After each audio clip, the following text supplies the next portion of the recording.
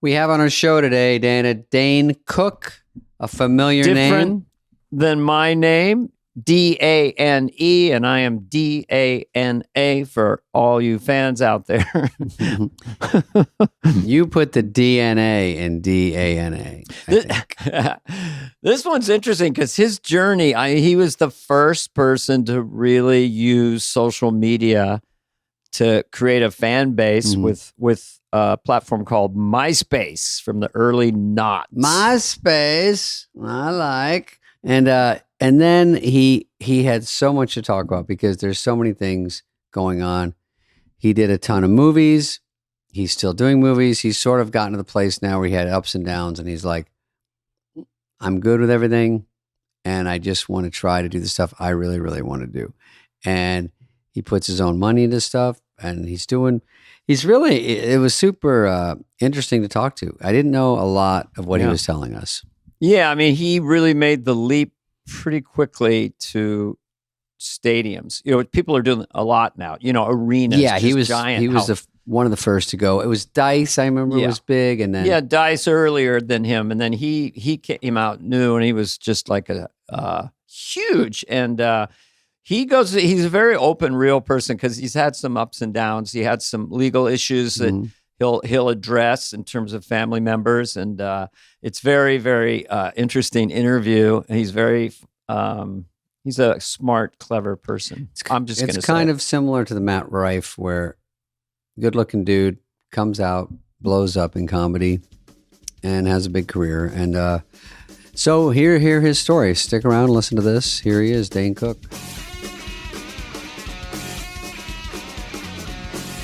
Hey. Wow. Hey, guys. The Nutty Professor is our guest today.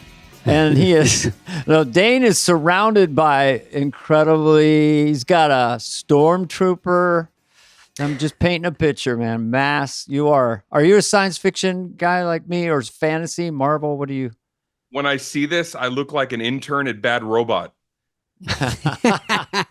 But at least they have a restaurant in Bad Robot, has a full-scale restaurant. You've been there, right?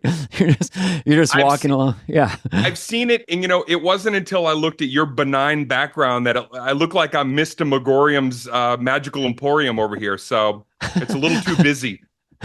Yeah, well, look at Dane and I is pretty blank, but I'm you in at least are trying. Hotel. I'm in a hotel in New York City.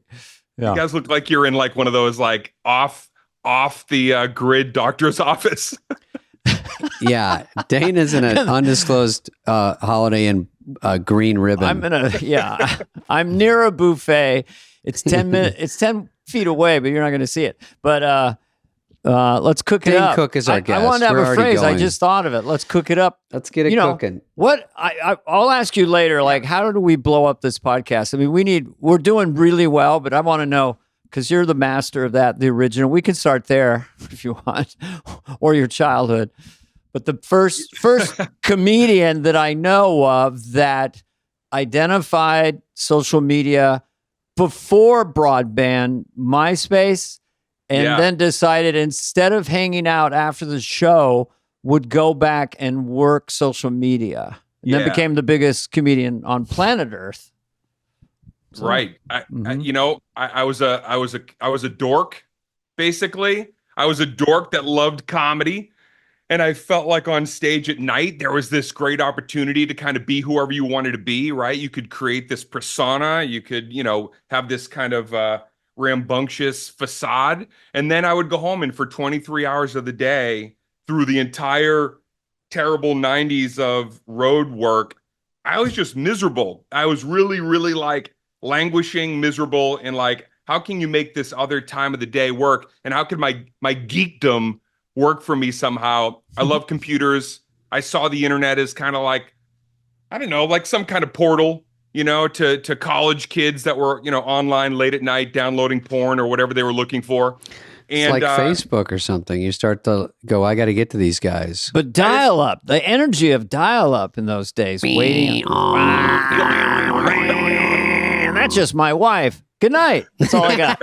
I don't have anything else. That's it. Good night. That's not bad. That's her yelling at you? No, that's her just talking about dinner. Yes, dear. But anyway, so that was You're a worker bee then. You're a nerd and not willing. You're willing to put the work in because that is what's pre-broadband. You got to really work it. Hey, listen, by 98, everybody made it pretty clear to me. If you didn't have like a Saturday Night Live or an HBO, young comedian special, if you didn't have one of those two things, you weren't going to zeitgeist. You weren't invited to the party. And it's funny because I had an SNL moment where they wanted me to come in. It was right after Adam had left the show. And I'm sure you guys, remember right around that transition. And they were looking at me. They were coming down to see me in the Village. I was just doing gigs down there, going back and forth from Boston. And on my way to my audition at SNL, I had a full-on panic attack. I sat on a bench outside of Rockefeller Plaza. Shut the fuck up.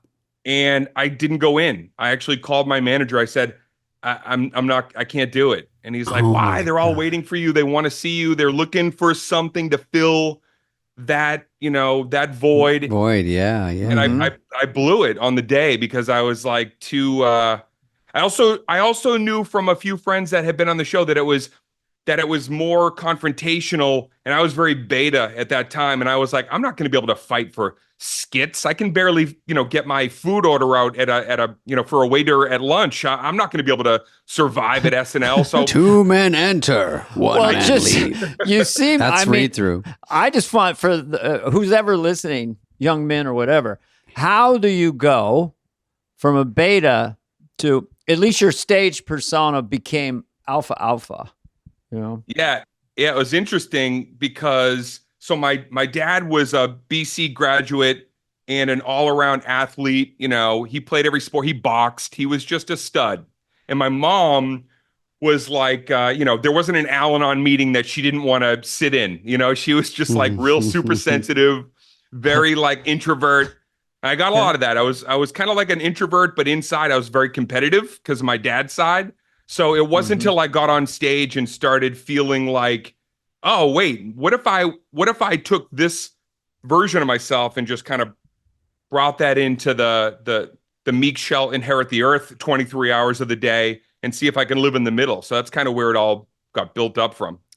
Well, it wasn't getting you anywhere. I mean, especially that SNL thing is such an interesting story that I was there. I mean, I stayed a year after Sandler. So I would have been probably someone you would have seen there of my final year, but wow. And don't your people turn their back on you a little after that, your management agents, or no? Yeah, they were not happy. I definitely felt like I let myself down because you got to realize 2 years later, I'm somewhere in, Tampa at a D-level gig and I'm watching Fallon who, got this doing what you could have been doing. And you were right there with him. You would have been maybe a castmate with him. I don't know, down man. in Okeechobee. Right? I was out there going, oh no. Oh wow. I think I missed up that opportunity. And of course, at that Painful. point, there was nothing else. There was just the next gig where at that point they didn't care that I was coming and they didn't care when I left. It was those gigs. Just a flash in my head. Did you ever play the Rib Tickler in Minneapolis? No, I did not. That's a real club. It was kind of a fun club, but it's pretty grim out there when but at that point, at least in your head, you're going to be a professional. We're making a living. You're not leaving. You're just going to find a way, right? You're not one of those people who quit for a month or something. I'm doing a lot of college gigs. So at the time I'm out there, I'm doing a lot of gigs. I remember the kind of the gang that was out there at the time was like, do gigs with Chappelle, Tracy Morgan, who else was out there at that time?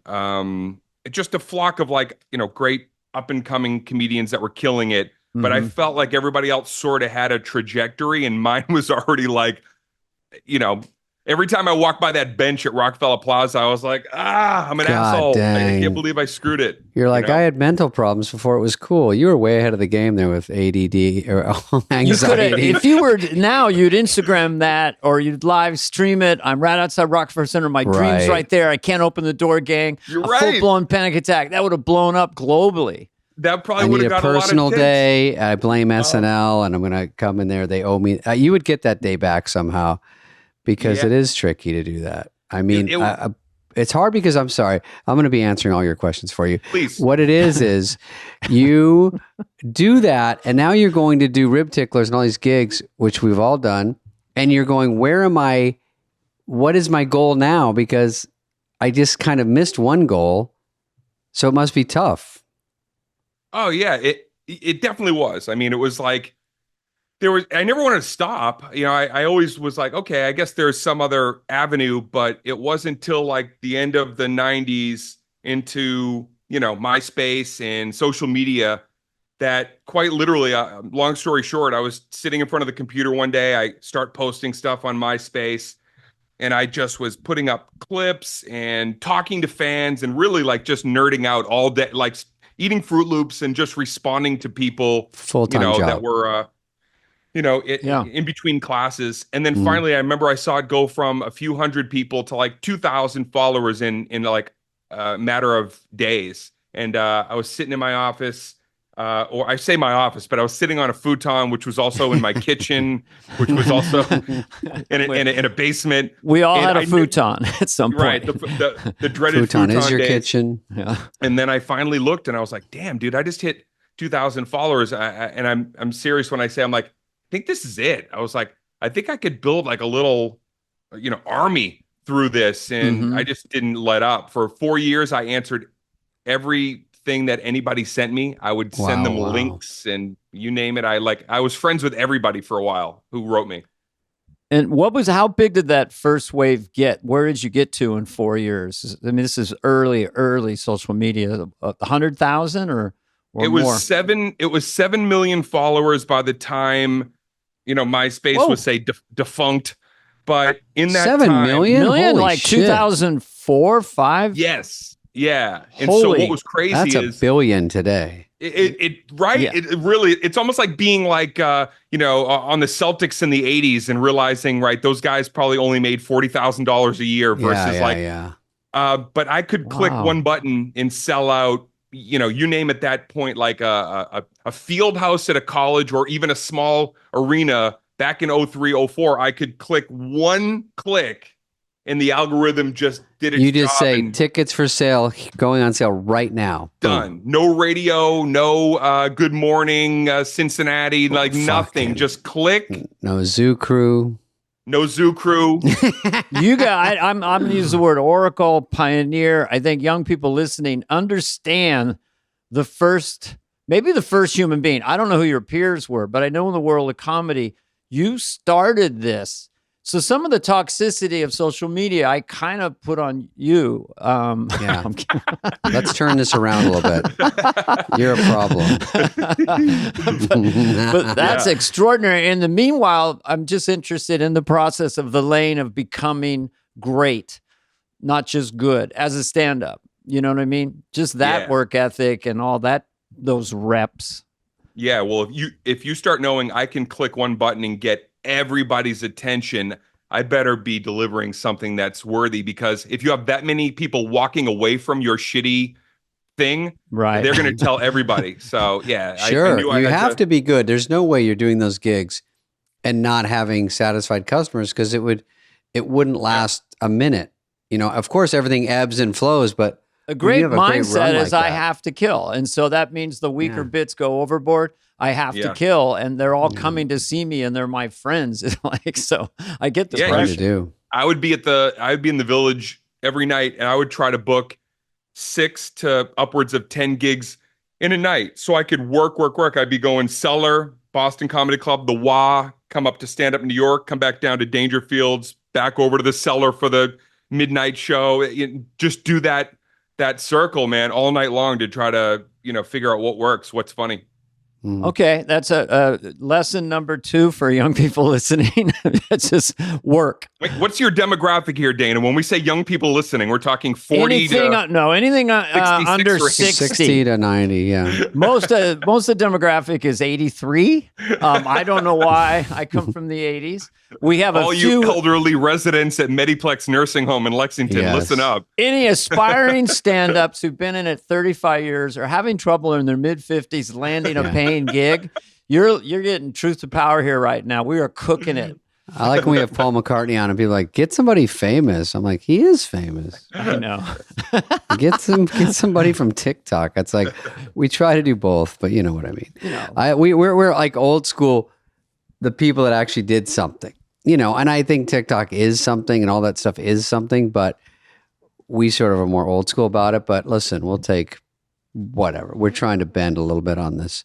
So you do that. So you're far from Burger King where you worked once, and I fucking still miss Burger King. I love it so much. Did you grow up really just middle class, basically? Or were you? Yeah. We grew up, I say in my act, because I thought we were lower middle class, and I learned in my teens we were upper poor. My mom was just, cleaning toilets and doing housekeeping and just doing anything she could to keep us in a pretty good spot. But yeah, where were you in Southie? You Southie? We were in Arlington, which I don't even know how we managed that. But, we were in the system. We were food stamps, and Salvation Army used to come over and have to, fill our furnace up with oil. Yeah, so man. You almost got drafted by the Salvation. You were lower middle class. I'm just saying it's where you came from, where you went is always startling. Yeah, we were like a week to week family, but it was kind of also kind of really. It was really bonkers because, my mom, it took me a lot of years to realize, like, my mom just was, full tilt committed to, like, even if you're desperate and you're ass out, you got to, like, still go for your dreams. So my mom, even though here we are, we're in the system and we're, like, trying to figure out week to week, she'd come home with, like, a used Corvette and be like, look what I bought. And I was like, how can we even do that, Mom? We can't. She's like, I know we're gonna have to work harder. She would just be like, we gotta all work another job so I can have this fun car. And it was just like, she set a precedent, which obviously I took into my stand-up, which is like, you can have what you want, even in the lean years, the tough years, but you gotta work triple overtime. You gotta right? Give it everything you got. Pay for it, yeah. Gotta pay. We also found out, I just looked up, she did have an OnlyFans. She did have an OnlyFans. First person in history. Doing? She would have been doing like a Jane Fonda workout, but like in a slinky outfit back in I'm in my Barbarella outfit tonight. I don't want to go on a tangent. That's funny. I can't get a handle on the money in OnlyFans. This Olympic athlete, I think it's a gymnast from some country, and so she's got 320,000 followers. You had 7 million, but she's monetizing $20 a month. And it's not pornographic, just cute stuff. So it's 6.3 million a year, loves her new job. So anyway, that's kind of fascinating. But let's go back to you. Let's go back to our grind of comedy.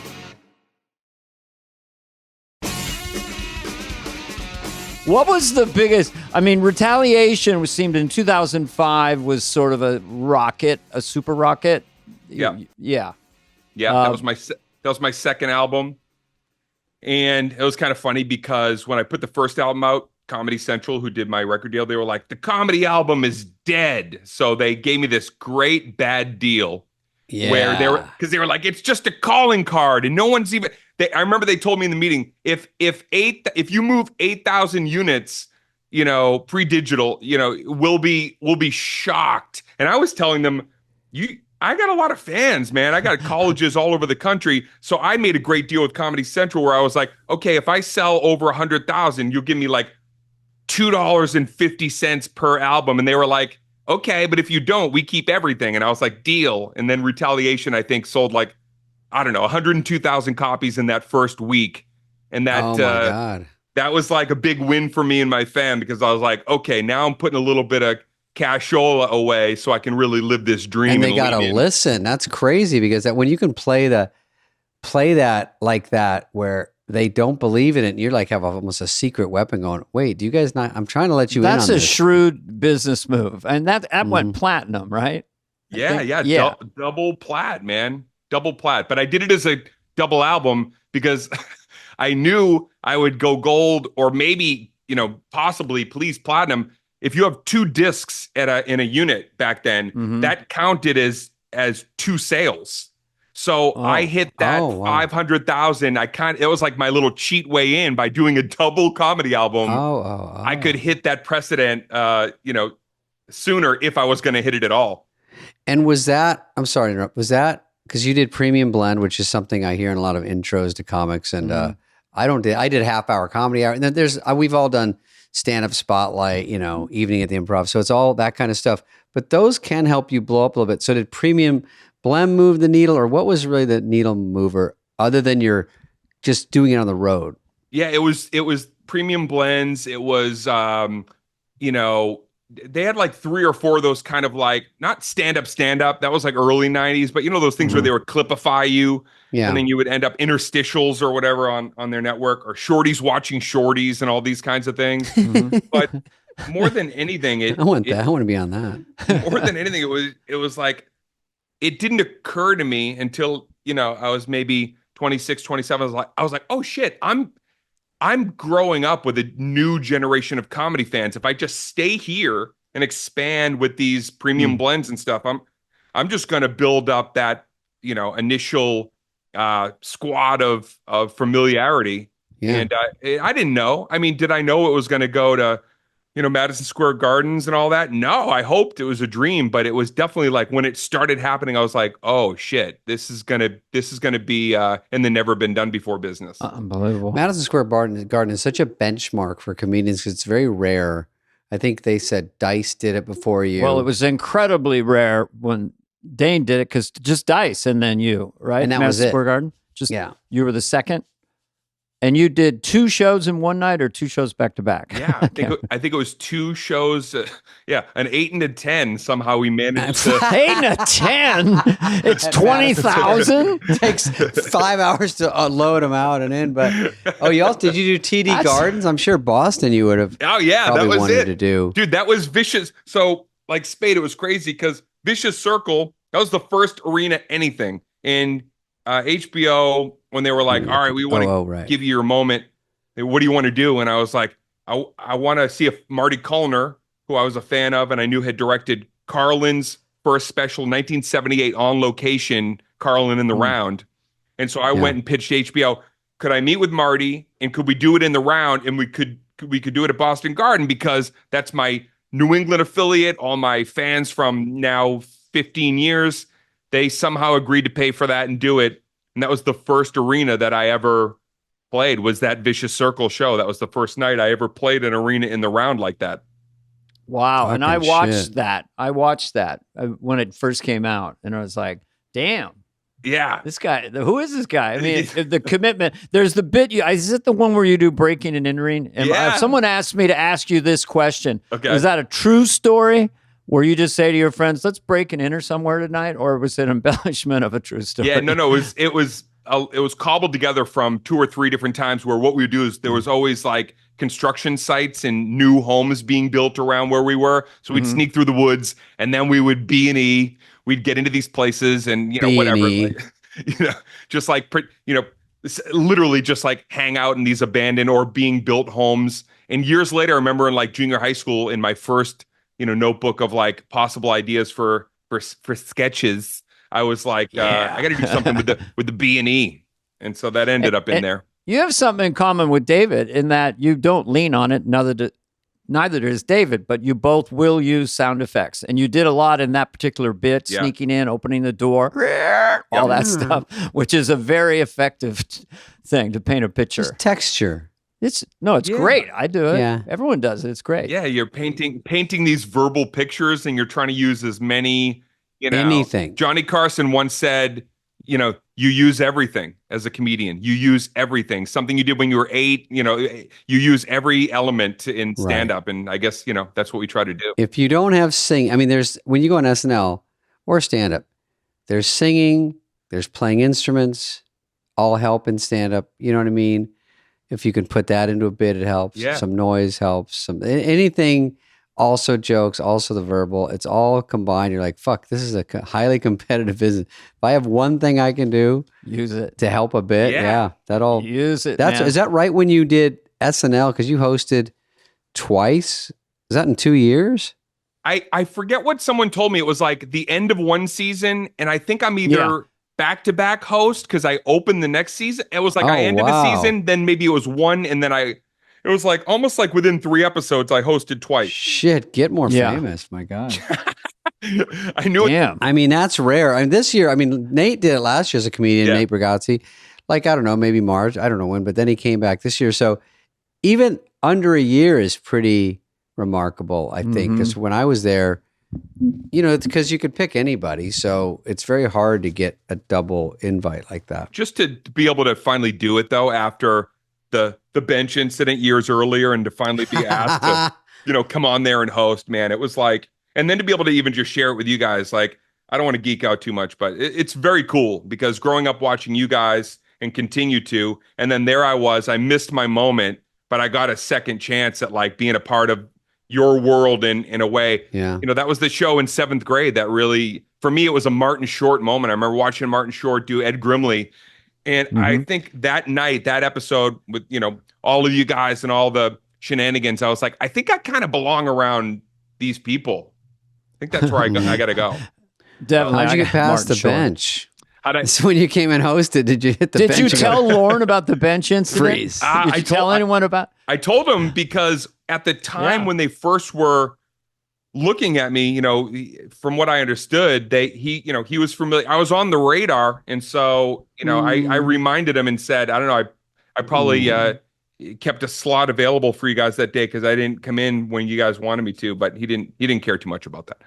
Oh. And who were your playmates then? Was Tina Fey still there? Was Fallon? There was sort of a crossover when you were hosting. When you're hosting, yeah. And Andy was there, and Bill Hader was on the come up, and Kristen Wiig. I got to do some a Target sketch, with her. Man, it was fun. Don Pardo was still there for the first time I came through, so I got pictures with him in the hall and got to hear him say, "Dane Cook." Yeah, man, it was. I got to feel like I was horrible in a couple of things. I remember just coming off a couple of sketches, being like, "Whoa, that was bad." Okay, I hope the next one's better because that one, You're talking about the air show, not the practice show, the air show? Yeah, the air show. I remember something missed the mark. And how can we describe that? That feeling in your body when you know you're missing and you just got to keep going? Oh, yeah. I know with stand-up, you can call an audible Mayday, Mayday, and go to do crowd work or switch up your best bit. But you're locked into a sketch, and everybody's been in sketches that die there. Everybody. How about when you're in a sketch and you know you're dying, and then you lose the fake voice that you're trying to do. Right? So you can't I thought stay you in were character. Russian. I can't. So, Fuck this. what happened to this guy? Hey, what am I doing here? Where do we go? Funny. Yeah. Terrifying. It's like, you're closing. I was on the road and you got like a 6-minute closer and you needed to get to your time. You start it, they're not buying it. And you're like, I think I have to do this whole fucking bit because I have nothing left and I've got to do this. And now I'm locked in and you're scrambling for a way out. That's a sketch. And everyone else is relying on you. Eyes are darting. You're like, oh, this is. Oh, when you have your ender, what you think is your ender to a 5-minute bit and it gets nothing. So da and just like crickets. Dana, I remember times I'd be on the road. The opening bit would miss so bad. I'd go to my ender second. Oh, you closer was second? Closer second. And if that shit the bed, I was like, what do I do for the next 35 minutes? Holy fucking shit. I was thinking the other day, have you ever done this? We always talk about when you're a stand-up and you're bombing and there's something really rewarding about you slowly get them back. It happens sometimes on corporate gigs, so you're not really paying attention. But then you slowly, by the end, you're getting them and it's really fun. The thing that's worse is you're killing and you're losing them somehow. And you're like, what's going on? Yeah. I was killing. And that's the sickest feeling is you're like, you miss 3 bits in a row and you're like, how I cannot lose these people. Yeah. There's no way. So weird. And it happens. Especially in a big room. Richard Pryor what'd I do? Famously you want to stop said, and be like, honestly, I sincerely, what did I do? Where did you guys exactly. lose I faith? thought we were a bit friends. wrong, or I sometimes go, guys, you were the ones that laughed at the dog joke. Where are you? And they're like, that was funny. This stuff sucks. I'm like, but Richard Pryor said, don't reflect the energy of the audience. If they're going down, then you just get louder. You just never sort of start to get into their rhythm. And, and I don't see Dane doing that, but I did a gig with, it was me, Bill Burr, Patrice O'Neill, a few guys. It was like dinner theater gig, 95. And a guy, you hear the utensils rattling, people are eating. Sure. All you hear is like, the Sea people bass getting being chewed. right, glasses being refilled with way too much ice. You're like, do you need that much ice in your water? Really? You need Arctic level ice right now? And Everything noisy. and Bill Burr's on stage, and Bill, whatever, he's trying to wrangle him, and a guy in the very back who wasn't having it threw a buttered biscuit through the air, and the buttered biscuit hit butter side up and just stuck to Burr's head right here. Like a buttered biscuit unicorn, Bill Burr. And it's stuck? It's Wrong stuck right guy here. to hit. I'm getting hit with a fucking biscuit over here. What's with biscuits? I got a biscuit, dude, stuck in my head, dude. He's my listening God. right now going, fuck you guys. Hi, Bill. But Bill never fun. it misses is an fun now to episode. talk about I've been thinking I'd like to do like some kind of, well, I guess it is podcasting, but it'd be fun to do like a documentary with just kind of like worst hell gig moment, what's the worst thing that ever happened on stage where you left and you were like, why am I doing this? Okay, that was my next question for you. Was that it for you, or was there worse? The most humiliating, I had worst gig. I had a stage collapse. I used to be like, I was really like huge high energy, the first 10 years. So I was like a whirling dervish. I'm the Tasmanian devil of comedy, and I'm sweating within 4 minutes. And it's just, and I'm on a stage at the University of Rhode Island, and it was one of those makeshift ones that they kind of made for the show that you feel like it's always moving a little underneath you. Mm-hmm. The legs collapsed and the whole stage went, and I slid into the people in the front row, like under the chairs. I ended up under them. And that was pretty humiliating, because then I'm like, where do I go from there? 10 minutes in, after I've Start dervish Titanic whirling myself. again. You might Not find whirling. this funny. trying to fix the stage legs.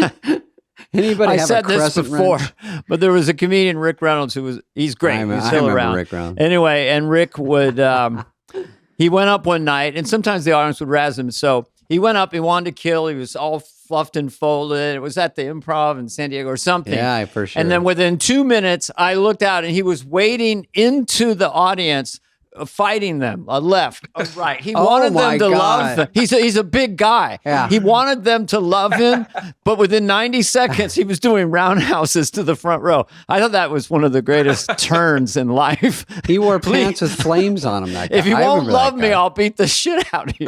You didn't like Now- that joke? How about now? Doof. There was a gig in downtown Boston where somebody projectile vomited during the show Okay. into the back of the head of the person in front of them. I wasn't on stage, but I was watching the comic, and then the person who had thrown up, it was the best, because they throw up and everybody's like, you just hear ah, and then that drunk person who threw up just went, keep going, like that was possible. So still really nice about it. Never But invite Linda they Blair. felt like, let's get the attention off me. It's all It's good. okay. I'm sorry. I love you, Dane. I did Gross. almost pass out live on air at Saturday Night Live, though, during my first appearance. They did a sketch where I was wearing an oversized sweater, holiday sweater, and it had all these, I don't know how they made it, but it had all these real pieces of lint, huge. And Yeah. during rehearsal, they were like floating around, like you could see them in the air. And what happened during rehearsal was I breathed in, and one of these big lint balls went into my throat. And suddenly, if you ever got like a thing of cotton in your throat, I couldn't fucking Oh my breathe. God. I was terrified, because I was like, and I'm trying to, get it out. Then during the live, I see them all floating around me, and I'm so scared that I'm going to breathe one of these things in, that if you watch the sketch, I'm just doing this randomly to keep, I'm just Swatting. like, let me tell you, just to keep lint balls from And flying back blocking into your my mouth. gullet.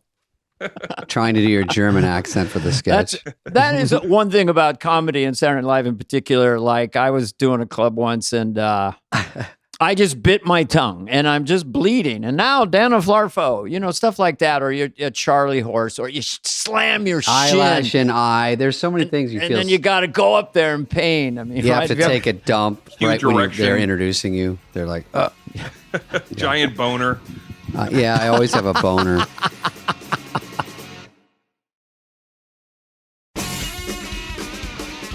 What about these movies? I'm going to tell me if these movies sound familiar. Do you recognize any of these names? Employee of the Month. Good luck, Chuck. My best friend. So you're starting to get a ton of movies. Because I remember you were getting one almost probably every year they were coming out. Mm-hmm. Any favorites or any ones? It was kind of cool because that was just, it was like I came up with these directors, producers that, were just fans, had probably seen me years ago and like whatever shitty gigs. But now they're, fans and they're like on the come up. So they, how it is. They kind of like go like, all right, I'm on the come up. I want to, do something with you. You're a comic that entertain me coming up. So it was really fun. Definitely felt like I had a great era through. It was really Lionsgate, like 8 Lionsgate films. I think I did in a row. Yeah. Fucking wow. shit. Yeah. It was a blast, man.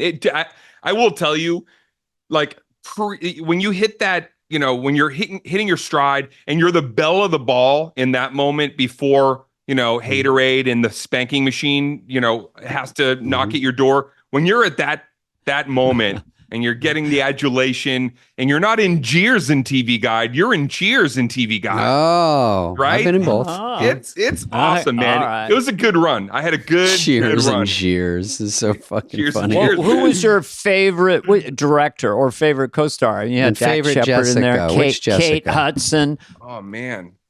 Who's hotter, Kate Hudson or Jessica? Jessica Alba. I or got Jessica to work with all the Simpson? Jessicas. I think working with Kevin Costner on a drama I did called Mr. Brooks. Yes, I saw that movie. You Loved were great it. in that. The time of my life. I got to work Costner's a with stud. I got to work with Diane Weiss, John Mahoney, and a great gang of people on Dan in Real Life. Steve Carell led that movie. Saw that too. I got to do like comedy stuff that was just like my version of Vacation or my version of the comedies of Stripes. And then I got to do some stuff that was ancillary, but to me just as rewarding because it was so like different. It was just stuff that was different from comedy. So it was cool.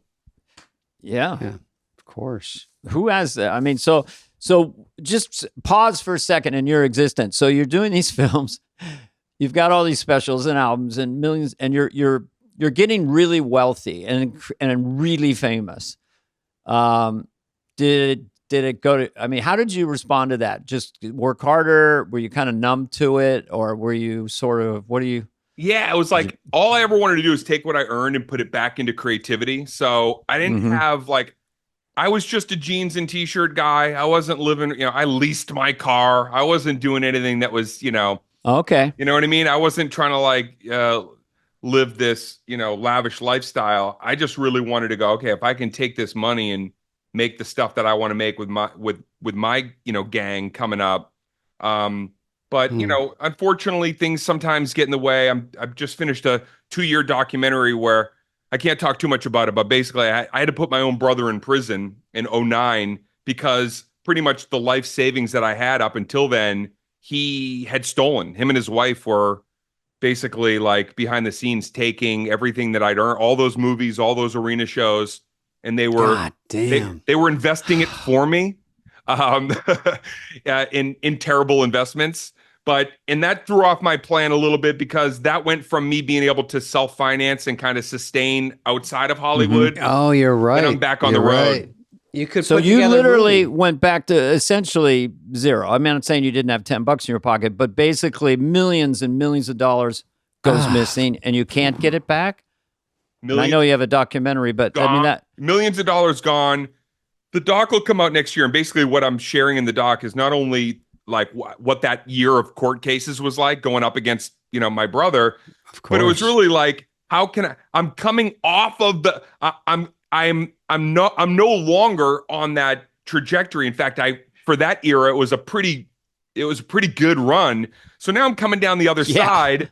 Things are cooling, and we're just hitting 2009. We're going to hit this terrible economy, housing crisis, and I now have a decision to make. I could take the little bit of money that I have remaining, and I can invest it in renting arenas myself because no promoter in that era wanted to front because of the economy. So I spent a year taking anything I had and renting I was renting arenas like they were Elks Lodges. I was calling arenas. Can I rent it on a Tuesday? How much? 60 grand? All right. And I would set the ticket price. And then my goal was at the end of that year, I want to be able to recoup what he took. So when I see him in court, I'm not looking at him like feeling like I'm under his thumb still.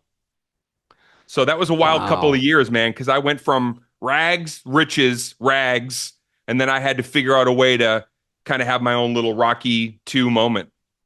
Did they? I'm sorry. Don't answer these questions. I know the documentary's coming out, but I'm just curious. Were they incompetent by investing it and losing it, or were they actually embezzling it and enhancing their Or you're just life? not aware they're doing anything. Yeah, it's like both, Dana. They were like Both. doing some things that enhanced. They were doing some things willy-nilly that were, when you see it, you're gonna.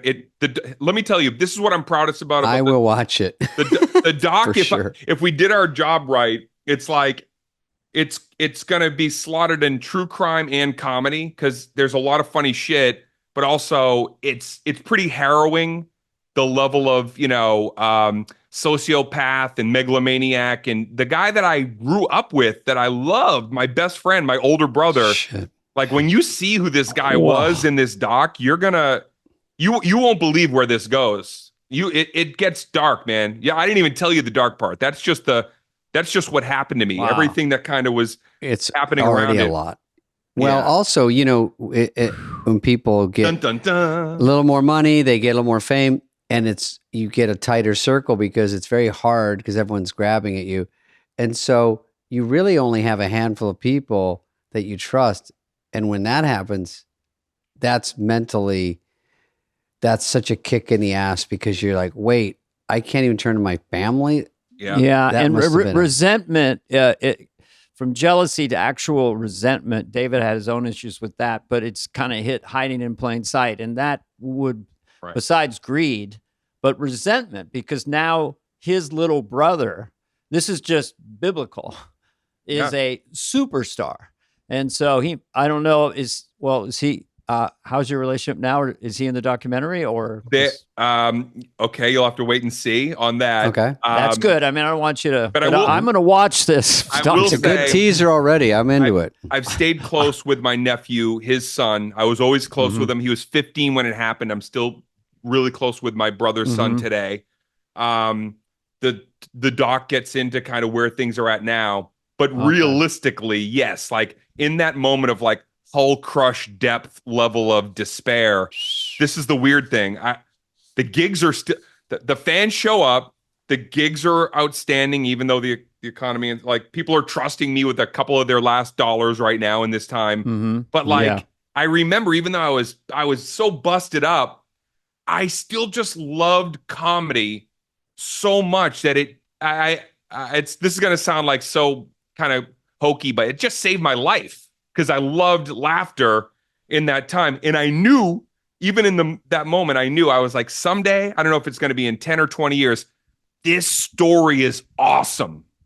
This story, because it's what happened. It's like a downfall moment. Everybody loves a downfall. It's a comeback moment. Everybody loves a comeback. Showbiz moment. It's a how did I do it on my own? I'm self-made, but then this thing happens. My brother's the devil. And I remember sitting in it being like, I don't know when I'm going to talk about it, but someday this will be the best story I ever tell. So I can't wait to talk about this next year with you guys. We've heard stories around this idea, like Doris Day's husband died. She was doing sitcoms. There is no money. It's all gone, but nothing quite like this. So you have two right now. No comedian went on MySpace and really kind of hacked the idea of social media and just have a million followers. And now this is your second one. And now you're out there still doing it. I saw Dane a week ago at the Improv. So you're still getting to do what you like to do. This is a story that happened, and you have to just keep moving, of course. So nothing you can do but just keep moving and keep making money and doing what you like. Yeah. And did you get more popular? Because I was going to go to this idea of like being handsome and alpha, like the kind of surrogate boyfriend. David, I'm please. talking to David now. But you know what? Your brand, you were, and also a great stand-up and a millionaire. And so comedians are easily jealous and stuff like that. You know, like I had a health issue in the 90s and I got more compliments and that guy's great.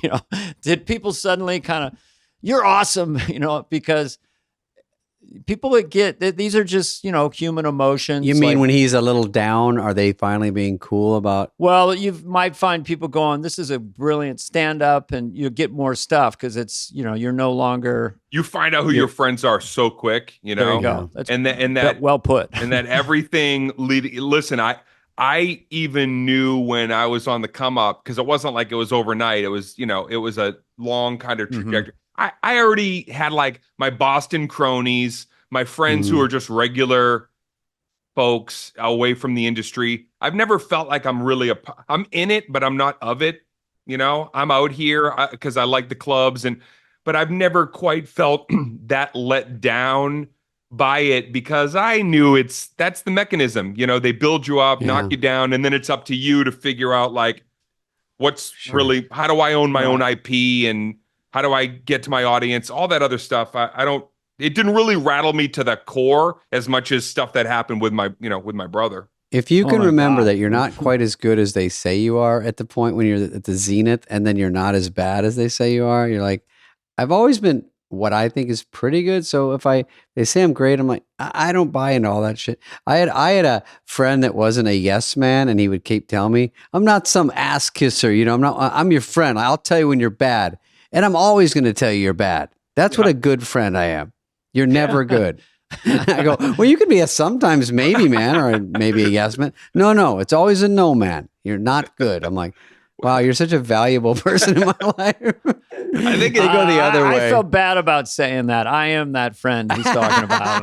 And I apologize. But I kind of relate to you in that way. I'm outside the thing. I'm not in the party scene, and I never really cared. I'm mostly possessed with doing something funny. It sounds self-congratulatory. I also was an introverted extrovert, and also had a lane of real competitiveness, but playing fair about it. But just to see a guy kill, I want to kill like that, that kind of thing. Yeah, so. It's what's so, there's no playbook. And also too, like, then you make it. And I think the hardest part was like, I made it. And then the group of guys that I was around at the time, they think you're different. They want to make it. They're not feeling so good about where they're at. That's and hard. What's so funny is like, you looking like at a time when I broke through, I remember talking to, Bill Burr outside the Laugh Factory. He's like, man, when's my ship going to come in?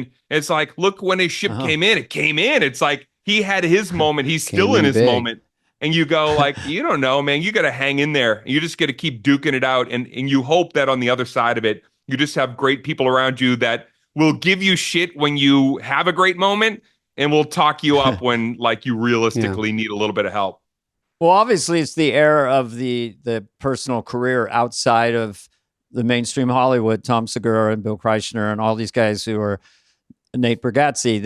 They try to get him to do a sitcom. He's like, "What's in it for me?" or whatever. Not Nate, but a game show or something. But it's kind of what you've done. You've maintained DaneCook.com or just Inc. Do you think they pitched Borgazzi a game show of Yahtzee, like Borgazzi Yahtzee? What do you think they brought Borgazzi? Right? Boryahtzee? I have to get off the podcast and produce that. I'll show you a text. That was exactly what they did.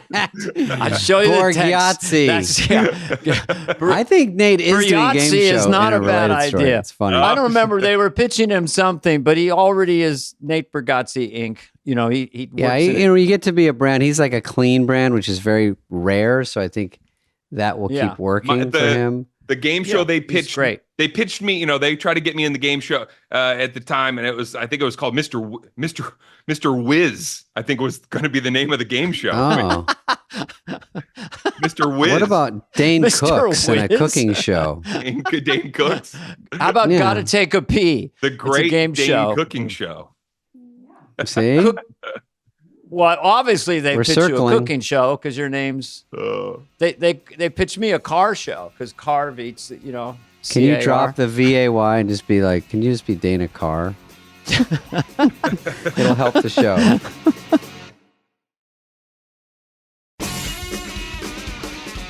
I do think just it's an interesting emotionally violent ride because I'm doing some visits on SNL right now and seeing the young people with big eyes, trying to break, and they're on Saturday Night Live. You crushed it. That was awesome, man.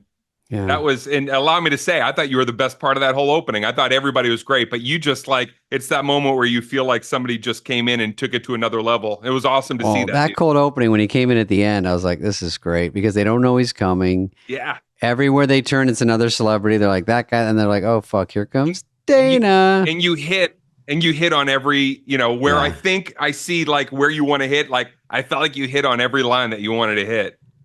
That one felt good. Yeah, First one was a little nerve-wracking, but then it's become a character. It's Mr. Magoo. It's Tim Conway. It's fanciful. Yeah, there's definitely, hey, you're not here. I'll come right back. So she's standing there. It's great.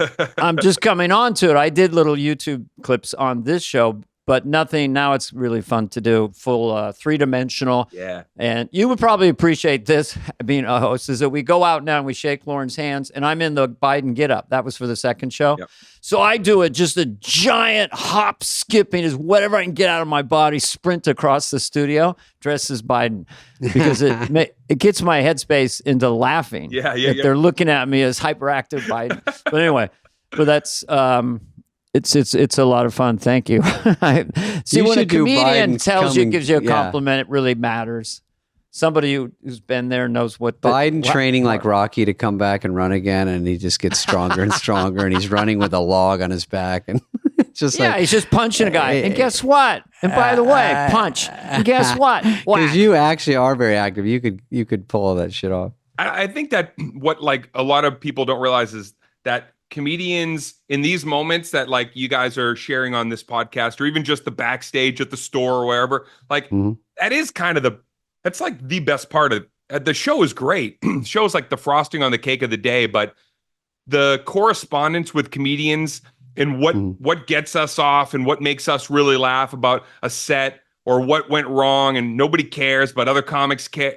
Yeah. Like that minutia. I'll tell you a quick thing about like Jerry Lewis. Jerry Lewis was I became friends with Jerry Lewis in the last 8 years of his life. He was my mentor. He was a really good guy to me. He definitely in that dark moment coming out of like my brother, the industry kind of doesn't care about me at that point. My moment's over. I'm coming off of this, terrible. And all of a sudden I get a phone call out of the blue inviting me down to see Jerry Lewis documentary, Method of the Madness down at Paramount.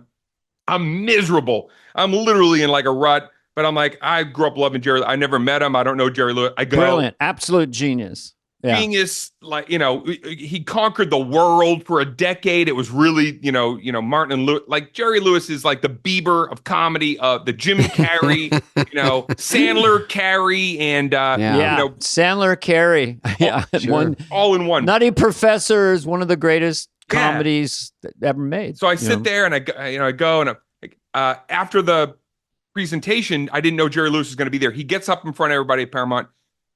The first thing he says, I'm sitting in the fourth row with my buddy Richard, and we're just watching. And he goes, and he's 82 at the time, and he gets up there and he goes, "Where's Dane Cook?" First thing he says.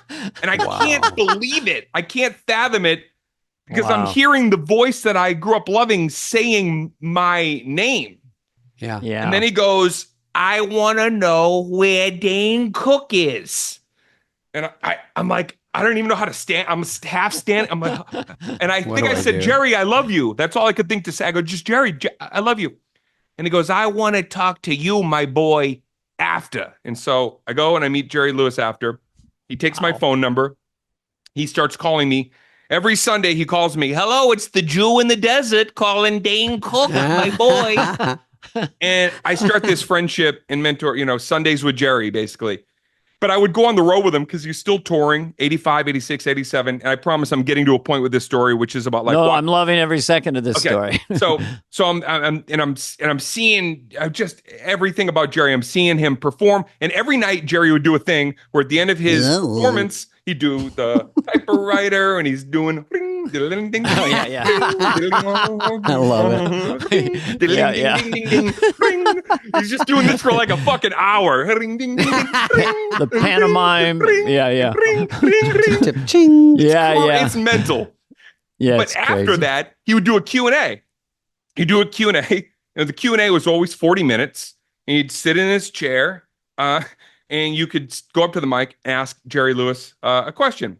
And on this particular night, two things that like, this is who I think we all are as comedians in our heart. What happened to and from Jerry on this night, and it gave me permission for the rest of my career to be like, I'm a madman, I'm convoluted, I can be a lot of things all at once. And Jerry just proved that I'll never not be those things. Here's what happened.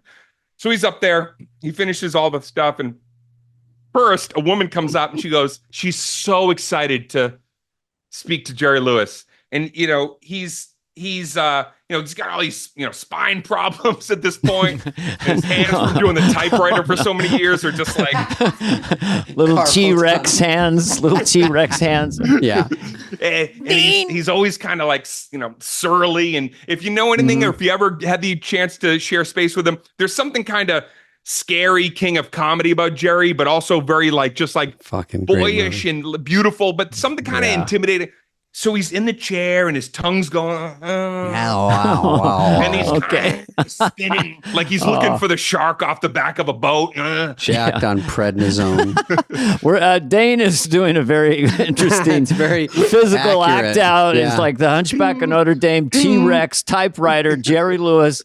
Okay, continue. So the first thing this was great. So the woman comes out and she's so heartfelt and she goes, Jerry, I just want to say that in 1972, you did a film called The Beach Cottage. And when I watched The Beach Cottage, I was so moved. And there's a scene on the beach. And I'm watching Jerry and he's he's just going back and forth. Rocking. I think he's going to break the wood chair the director's chair he's sitting on, because I can hear it creaking because he's going back and forth. He's turning it into a rocking chair, even though it's a static chair.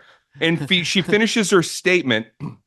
And Jerry goes like this. She goes, can you speak to anything about that experience in this film that it moved me? It really enhanced my young life. Please, anything you remember about the film. And Jerry goes like this. He goes, that movie sucked and I sucked in it. Her dreams are crushed. Mortified. She's literally backs away from. Wow. Oh my God. So this moment happens, and then all of a sudden the liaison, who after 40 minutes comes out, and we're 23 minutes in or whatever, and says, ladies and gentlemen, one more time for Mr. Jerry Lewis. And Jerry looks at this person, and then Jerry is taken off stage. I go backstage, and Danielle, his daughter, is there, and she's like, he is fit to be tied, and he only wants to talk to you. And he's in the back of a room where everybody wants to meet him, and he's sitting alone at a table, but nobody's approaching Jerry. Where's Dane? Where's Dane Cook? I grew up with you know what it is? I never was intimidated. I grew up with an alcoholic father, and I think I always kind of liked that weird energy. I was never scared of it. Energy. Yeah. I walk up to Jerry, and he's 88 years old. And I'll never forget this, man. He just looked at me and he grabbed me really tight by the arm and he goes, I had 15 more minutes. They lit me early. And he was so upset that he didn't get to finish his time. I go, I think your career is going to be fine, Jerry. You've conquered the world. You've done everything. And he just wanted 15 more minutes of Q&A and he was robbed of it. And it was got the light early. Yeah. Was that a mistake or did they just want him off? I don't know, but he was so livid. And it was it was a gift, because I'm when we're talking and we're in these moments, and for people listening, to me, it was just we're all such unique creatures, comedians, and we all have permission to spin as much as we want, as long as we get those little nuggets of comedy, gold when we're on stage. Yeah, getting off early would be also. God, the other night I was. This is not as good as that story. Of course, it sucks. That was great. That's a good one. But I had a corporate gig. I think I told Dana. And they go, we have a countdown clock out there for you. You do 45, and I was like, okay. And that's kind of the typical corporate. It used to be an hour, but 45 is, believe me, enough. So. It's always the end of their day. Dana and I always laugh. Oh about no, this. they get up at 6, and you could be a surprise. And they're starting to leave, and they're like, "Oh, this guy." So they're usually pretty good. But anyway, so it's 45, and these things are this one was 11,000 people, and they got stopwatches, headsets backstage. All right, they're gonna get her off. You're almost on. You have 90 seconds to get up. So they push me out there, and I'm getting my bearings, and I dart down to the clock, and it goes 59:58. I'm like, wait, is an hour? And then it's going down, and I'm like, I thought it was counting up, and then I go, am I supposed to do 45? And you can't ask anyone now. I go, do they want an hour? Because it's a different set. Like I have to change. Yeah. And then I go, I'm sticking to my 45. And it's not going 1 to 45. So now it's at like 28. I'm like, you're going to so 15. then, 28 right? is supposed to be, what would it, because, I'm glancing over between my bit about falling out a window and my hilarious, I don't want to give the whole act away, but, I love that window bit. so, you're just going, I don't want to do this math. Am I even close to being done? I don't know. Anyway. Well, I'll give it the best thing you can hear at a corporate date. The CEO had a little too much to drink and he went over. I'm supposed to do an hour. Could you do 35? I'm so sorry. I'm so sorry. Are you okay with that? And then you fake like you're mad. I don't know. Maybe they could sweeten the pot. I'm sweeten the pot. It should be a little fee on that more one. carrot sticks in my green room. You don't live in an I'll artist. tell you what. I'll land the plane at 28 minutes. How about that? Is that I'll go even shorter. Yeah, fuck yeah. Because you've been great. Do you mind if the CEO meets you for one photo? I'm like, I always hear a lot of comics won't do this. I go, who the fuck is saying no? They paid you. You're there. Like, oh, can you take a picture of this daughter? No, that's not my deal. I'm like, yeah, get her back here. Get anyone back here. I don't care. Does it cut into your time if we did this raffle? It's 10 minutes. Like, please, I'll open with a raffle. Like, please, yes, let's make a raffle. It's for hungry children. And would you mind staying on stage and picking the raffle? It really would help. No. Do we have to call your agent? Why do people do corporate dates and then just angrily fight the whole process? I know the whole process. Don't pick the ticket, but once you are in there, just say yes. Just say yes, because you say yes to 100 autographs and then or pictures, 1940s, and you say no to 101, you're an asshole. So always go to the end and say yes. Oh, right. Yeah. You get in there, it's like, I'll put on the Uber Eats shirt, whatever you need. Like, yeah, let's go. I'll wear an apron. The CEO can get me in a headlock as church lady. We did a contest to see who one of our employees of the month can kick you in the nuts. Is that fine? I'm like, get her up here. Anyway, Dane, thank you for talking to us. Anything else, Dane? This guy's got a very interesting life. Tour. I just wanted the tour is on now. For the rest of the year. Okay. Here we go. So you got a tour. Fresh new flavor tour. DaneCook.com, and you're going out for a few months, and you're going all over the place. Yeah, fresh new flavor tour the rest of the year. All beautiful theaters only. So we've been at the Beacon. We did the Chicago Theater, Fox Theater coming up. Beautiful theaters across the country, and then Gritty and Pink is my new special, and that'll be out in the spring. No, I like that. Gritty and Pink. What a cool name. David's doing a special. We'll just end with this. Have you picked a name yet, or you're waiting? No, I'm waiting because I realize Dane's obviously good at names. I love what names, David's Spade. special? If you need help, I know. Let's brainstorm because I have a couple, and then I go, I'll wait because you know what? You don't have to name it the day you shoot it. So I'm lucky because it's a week away. I can wait till it's getting closer. Yeah, but. Rackham is not going to do it because David loves to say that. Say Rackham the way you do it. Oh, if there's a joke, you do a joke. And someone you go, hey, Dana, I saw you and you were with your mom. Rackham. It really puts people, they're in their place. They have nothing to do. They can't. It's such a funny observation of the alpha of saying Rackham after you've cleared the dead. It's Jackie Gleason and Paul Newman. Rackham. Minnesota Fats. Put that 8-ball in. Rackham. Hey, before you guys disconnect me, I got to say this sincerely because we've always sort of traveled in different circles, and I know David, we've been on same stages. But this really, even though I approached David, I said I hope if at some point if you guys ever need a guest to fill in, you have a dropout. It just meant a lot for me to be able to come on here and say like you guys have brought me a lot of entertainment, and you guys also have been cool to work alongside, even though we maybe didn't always end up in the same backstage. So I appreciate you guys. Well, I was always a fan, and this podcast, your energy, the story you made our job really easy. Very entertaining. It was great. People are going to like it, and I just had a great fun hour. So thanks, bud. Yeah, you got it, that's fellas. awesome. I'll see you backstage. Good luck out there. All right, buddy. Bye. Peace out. This has been a presentation of Audacy. Please follow, subscribe, leave a like, a review, all the stuff. Smash that button, whatever it is, wherever you get your podcasts. Fly on the Wall is executive produced by Dana Carvey and David Spade, Jenna Weiss Berman of Audacy, and Heather Santoro. The show's lead producer is Greg Holtzman.